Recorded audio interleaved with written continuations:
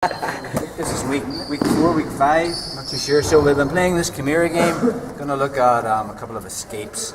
So up until now we've been hitting this kimura when he's flat on his back. We showed you 2 variations where I can step over his head, lift his shoulder to get the kimura, or I can pass over his shoulder and hit that lazy old fat man version. We also looked at when I turn him, when I get into this kimura control here, which we need to get an escape from there, and also when I go to the north-south from here and in the shin. So lots of things we're doing. Let's just start off from on top guard.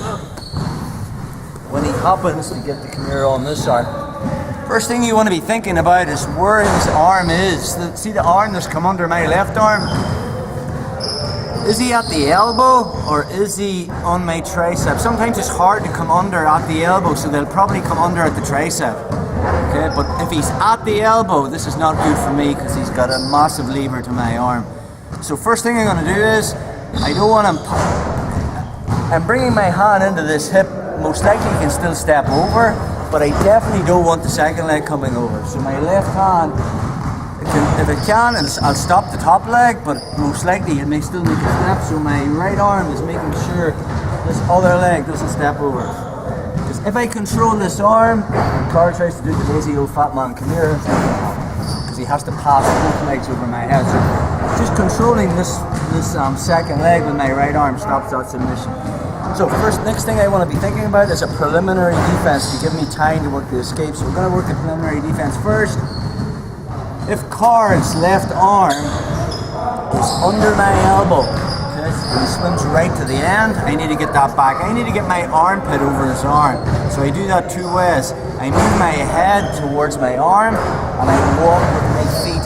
So all I want is my armpit actually over his arm. It's hard to see that visually. So again, you move that arm of his right up to the elbow. This is not good for me. I move my head towards my arm and I walk with my feet. So my armpit is over his arm. When I get to here, I want to make my shoulder heavy.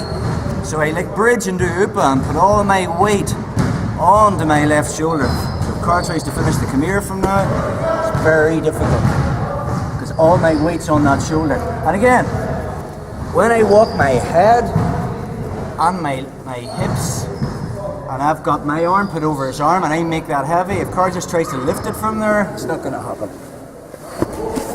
I'm already escaping. Okay, so back again.